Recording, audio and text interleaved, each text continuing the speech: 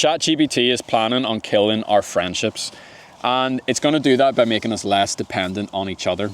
This is what technology does, right? So this axe, for example, before the axe was invented, you needed to get your whole tribe, your whole village together with a bunch of ropes and pull with all of your might to get a tree down. Then the axe came along, you could do it with one or two people. Next technological shift was a chainsaw, required even less people. Now you've got these fancy automated logger truck things that can kind of do it all very, very easily. The result is less people, less interaction, less community involvement to achieve a task.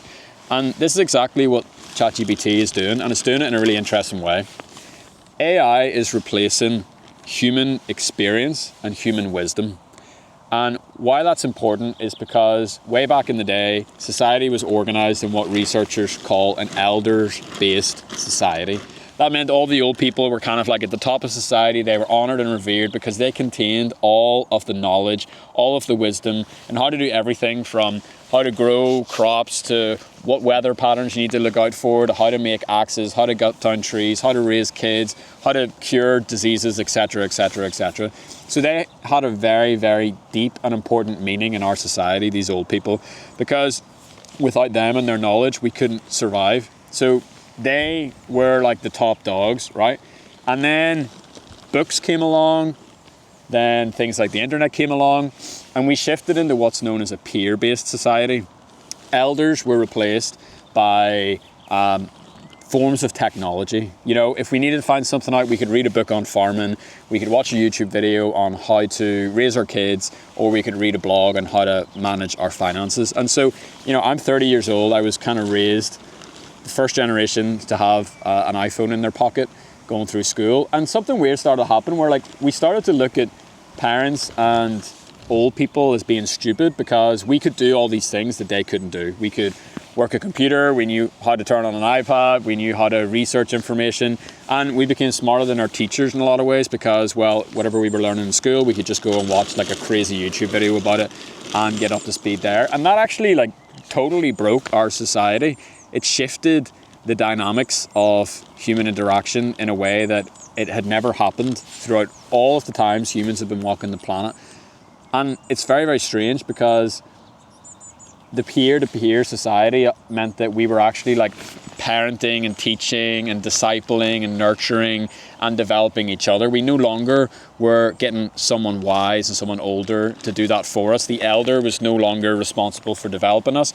We started to develop it ourselves. And a lot of the problems that millennials and Gen Z people face, I think is because there is an elder-shaped hole in our lives where, okay, we have unlimited knowledge, but we don't have that experience. We don't have that character that old people get from doing things over a long period of time. And a lot of the struggle, whether it's a lack of resilience or a lot of the mental health issues, I actually think are because we haven't built all of those skills up over a long period of time and had a loving, gentle hand to walk us through that every step of the way. So after the peer-based society, we jumped to what I'm going to call a human to technology society in the form of the internet. And what AI is looking to do now is it's looking to usher in the next phase, and that is an artificial-based society, an artificial intelligence-based society. And like it says in the name, it's totally artificial. There's no human interaction there. You do not need to interact with a human whatsoever. It's no longer peer-to-peer. It's no longer up to an elder. It's literally you sitting in your room and all you have is a piece of technology. And I'll give you a really simple example of this, okay? So my fence blew over the other day in my garden, and my father-in-law is kind of like the GOAT handyman in my life, and he's the guy that I would go to for all handyman-related advice. And we've got a really good relationship, and you know we've done lots of small little projects together, and he can come around my house and just look and scan and see everything. Oh, there's a crack there, fix that, etc. Legend. But I didn't even think about it. I was like, oh, the fence is down, what do I do? So I fired up ChatGPT and I asked it, and it told me what supplies to get, how to dig the hole, what to do, the plan and everything. And I was like, great, cool. And then I realized, oh my goodness, instead of having a conversation with him, I've just had a conversation with this artificial thing. And there was a slight death in my relationship with him. Now, very, very small, death is a strong word, but there was a death. I didn't have to be humble to him anymore. I didn't have to ask for his help. And that's weird, man, that I can just do that with this artificial thing.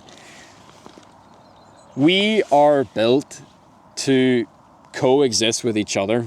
The promise of this is that, oh, you'll be independent, you'll be free. But I don't think that humans were actually made for independence. I think we were made for interdependence. And a lot of the breakdown that we're seeing in society where, younger generations can't talk to people, there seems to be a complete erosion of social skills, is because we no longer need to do the hard, difficult human work of asking for help. We don't need to be vulnerable. We don't need to say, hey, I'm really, really struggling with my newborn. Can one of you old, wise parents in my life or in my neighborhood or in my community please come and help me? Because we'll just reach for this and we'll watch a YouTube video, or we'll read an ebook, or we'll ask ChatGPT to give us parenting advice. And next thing you know, we're totally isolated, we're totally lonely, we're totally cut off. And not only that, but then the people in our lives, these things come along and they start to hoover up all of the meaning, because we need to be needed as a human race. We want to help other people. My father-in-law wants to help me put up my fence. My parents and my parents-in-law, they want to help raise my kids.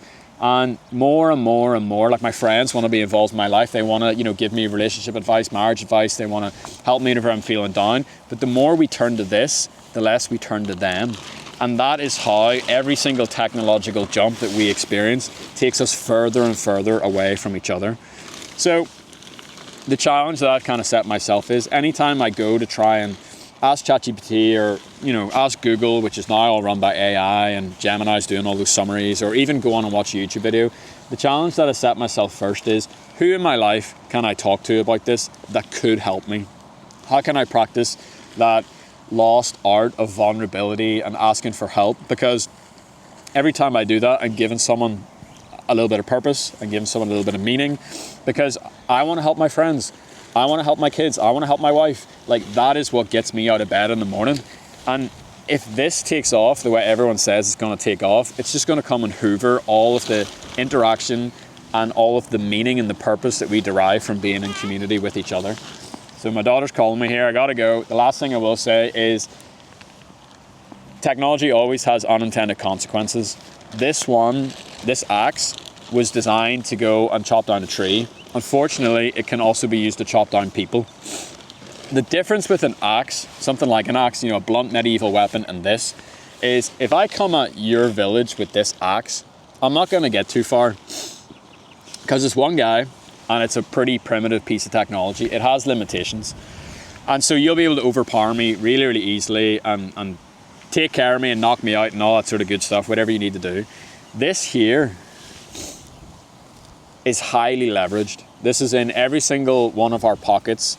We all have phones, we all have laptops, we all have the internet. More and more people are getting plugged into AI.